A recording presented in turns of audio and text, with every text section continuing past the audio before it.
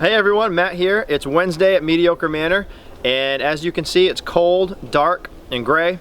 It's 45 degrees out right now, and actually tonight we have our first freeze warning of the year. It may get down to 32 or 31 degrees tonight, and in most of the country that's not a big deal, and even here it's really not that big of a deal, but we have to prepare, and so there's a few things that we have to do around the farm in order to get ready for the possible freeze tonight.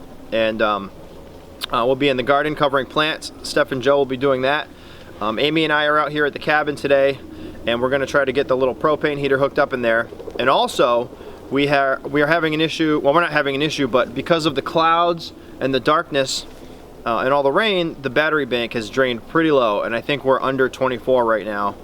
And so we had to get out here and try to charge these batteries up with the generator. So if you're interested in seeing how we prepare for the frost, stay tuned and we'll show you how we do it.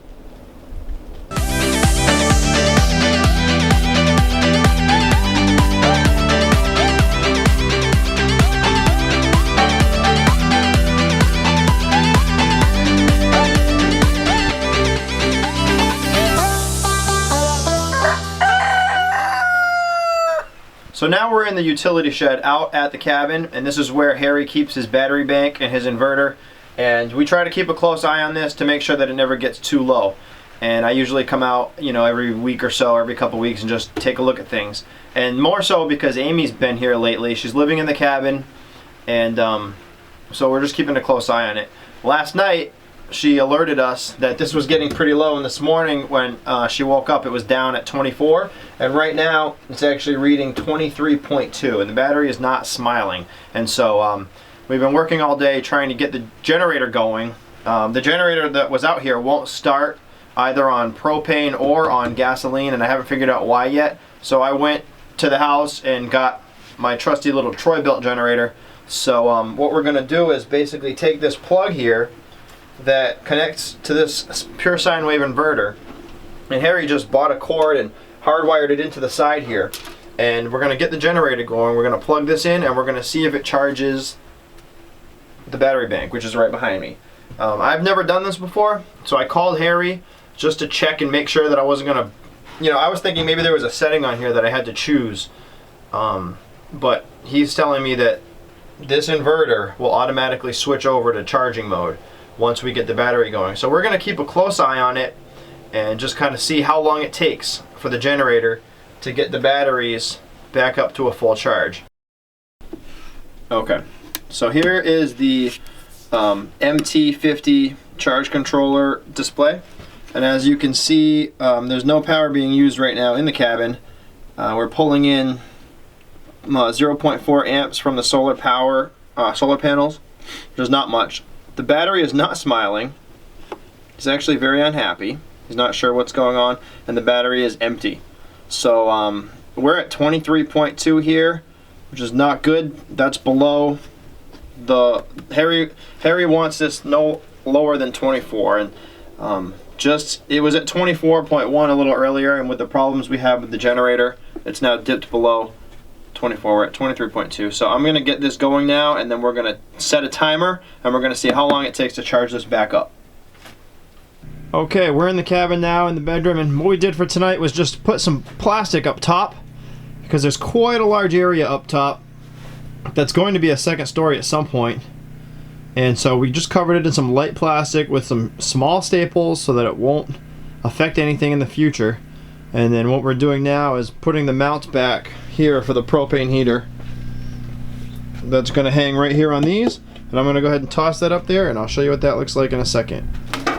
Here is the propane heater that used to be in the kitchen, and we're just going to hang it here and hopefully get it going tonight so that once we reach freezing temperatures, Amy will have a little bit of comfort. That should actually sit like that, so I need to put another piece of wood in there, but good. And then we'll connect the gas and put the tube out the window, put a little insulation in the tube, and then give it a test shot. We'll see how it runs. So here we are at a couple of our beehives, and I just kind of wanted to show you how we prepare these for the cold weather. And one thing that we do is we pull out the queen excluder. Normally we have a screen that goes right here above this first box, and that prevents the queen from moving up here and laying eggs up here. If she can only lay her eggs and her brood down here, then all the other honeybees come up here to make the honey.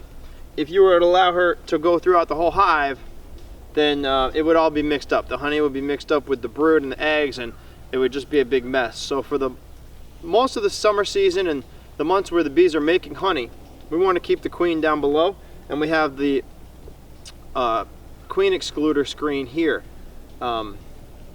When they're done making honey and this for the season, you know, cools off, flowers die, and now it's time for the bees to survive the winter, we take that screen out so that when it gets cold down here by the entrance, the queen can come up here to where it's warm, because they're all going to come up here and just huddle together. If the queen's stuck underneath the cage, she'll die, and you don't want your queen to die, because then the whole hive will leave, or it'll just fizzle out. There'll be no more new bees being born. So today Amy and I came out and we removed that so she's able to come up into the warmth. And then we also put this board down here because up underneath the hive is a screen to allow ventilation in the hot summer months. So we put this board on here to help them to warm up. And as you can see, there's quite a few dead bees on this hive. And that can be for many reasons. If there's dead bees inside, the honeybees will move the dead outside. It can also be with the cold.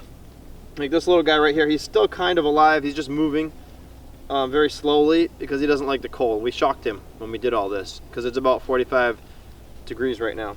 And so one other thing that you can do to keep your bees warm in the winter is to block up the entrance so that there's only a little area for the bees to go in and out, and that way it helps them to keep the hive warmer. Down here in Florida, we don't have to wrap them up or anything like that, but up north where it snows and it's really cold, like in Massachusetts and from Virginia up on north, people will actually wrap the entire hive up and seal the bees inside the hive for the winter. And it's very important that they have enough honey because they'll eat the honey to live. We don't have to worry about that down here. A few will die, but it's not that big of a deal. So we've got 4 hives. These 2 are all set. We did 2 over there, and so the bees should be good for the freeze warning. Now we're going to head over to the garden and we're going to try to save some plants. This is a new development.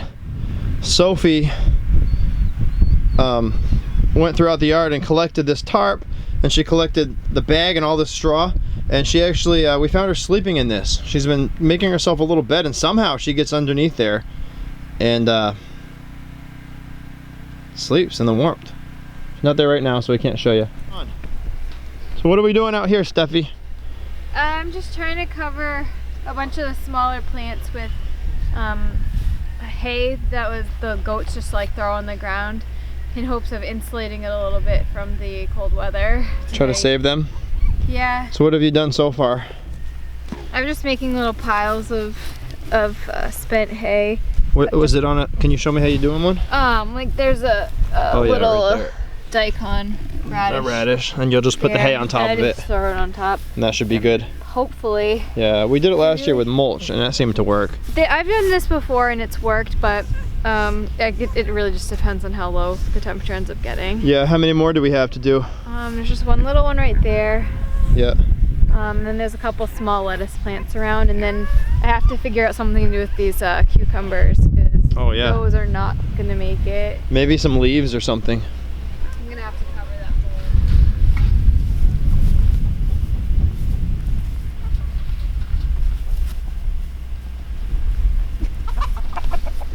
hole.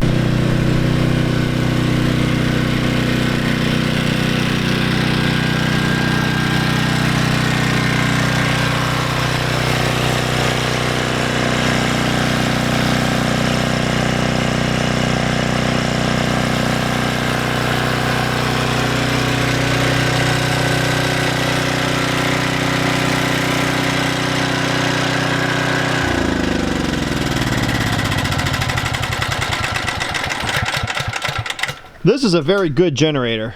I really enjoyed this. We got this at a yard sale a couple of years ago, and it's just a 5500, actually 5550 watt generator, Troy built. You see them everywhere. It's very common.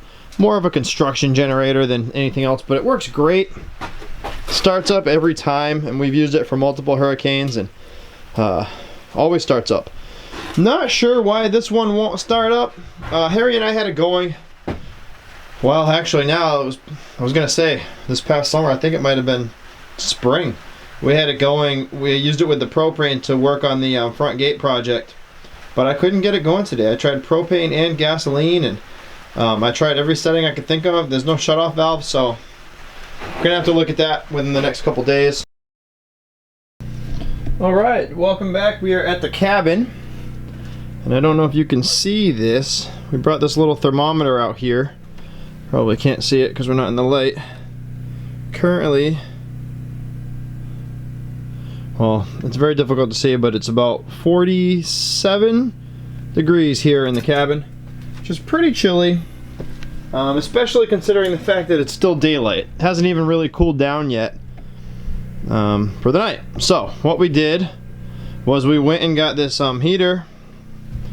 I think I told you about this before. I can't remember what I've talked about so far. We've got this heater mounted up, this propane heater. We've got the plastic on the ceiling. There's not much insulation on the walls here, but we're hoping that it's warm enough for Amy tonight. I can actually see my breath right now as I'm talking. It's pretty freaking cold out here. I know 47 degrees is cold when, you know, it's time to go to bed or even just to sit down and do something. It's pretty cold. You shouldn't, I don't know. When we lived in Massachusetts, we used to keep our thermostats set, I want to say like 55 degrees maybe, and that was pretty chilly. You know, we always wore hoodies and things like that, but 47, a little uncomfortable. So hopefully this helps to keep Amy a little bit warm tonight, and warmer. She said she's been fine once she gets in the covers and the sheets. It's just in the mornings, you know, at nighttime it drops down into the, well, tonight 32 maybe degrees here, and I would think that this cabin would get down to like 44, 43, 42 degrees, who knows. So we did not expect that to happen this early, and well, to get the frost this early. So hopefully it's not as bad as we think, it doesn't get as low as we think, and everything's okay. So now I'm gonna go out, we're gonna do one final check on the generator before we sign off for tonight and get inside where it's nice and warm. So here she is. We have run this for approximately an hour and a half on the generator. Almost 2 hours actually. And we're at 25.6 volts, filled it up about halfway. When the generator was going, it didn't say 25.6. It actually said 27.1. As soon as we shut the generator off, it dropped down a little bit. So I think just the fact that the generator was running caused it to put out a false reading or something. 0 amps here coming in right now, but Amy should have enough to get through the night with the fridge working and everything. Not that she needs the fridge, it's cold enough in there. This thing down here, I'm going to try to flip this around and just show you real quick. Okay, if you look on this thing, on the top left, when I plugged the generator in, that input AC went up to 124, I think, or 120, somewhere around 120. It just automatically switched over, like Harry said. The battery bar at the bottom began pulsing, so it would go 1 bar lit up, and then 2 bars would light up, and 3 bars would light up, and the 4th bar, and then it would just continuously do that while it was charging. Trying to see right now. Yeah, the battery DC is showing 25.4, so pretty similar. That's what we got here. 25.5 here. So I'll go ahead and start the generator real quick and then show you how that battery light pulses, just so you know. Really easy to start this thing. Just make sure it's on. The first time you start it, you have to go to the choke setting here, set it to choke, but now that it's warm, I don't think I'm gonna have to do that. I'll just leave it on run, and I'm just actually gonna hold the camera in my left hand and start it with my right.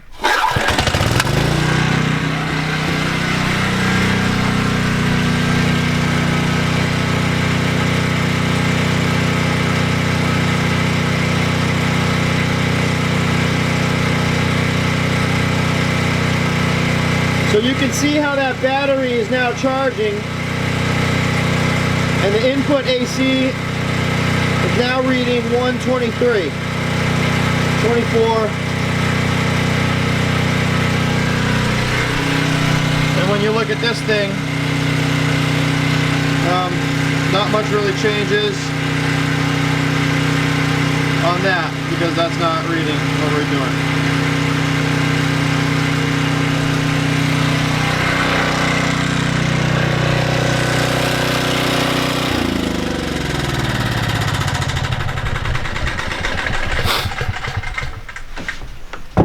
All right, so that's about it for today.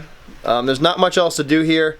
I went out to the outdoor kitchen and drained some water lines, shut some of the water off to the outdoor areas, and not sure what I'm going to do yet here at the cabin. I'm probably going to close down some of the water. Maybe I don't want the SureFlow pump to freeze tonight, so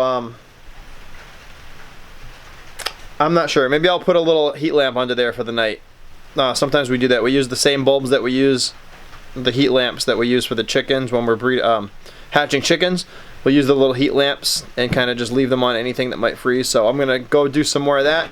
But overall, it's been a long day just preparing for what we probably should have already been prepared for this first freeze, but we're not usually getting them this early. Actually, last year we had to do all this for about a week.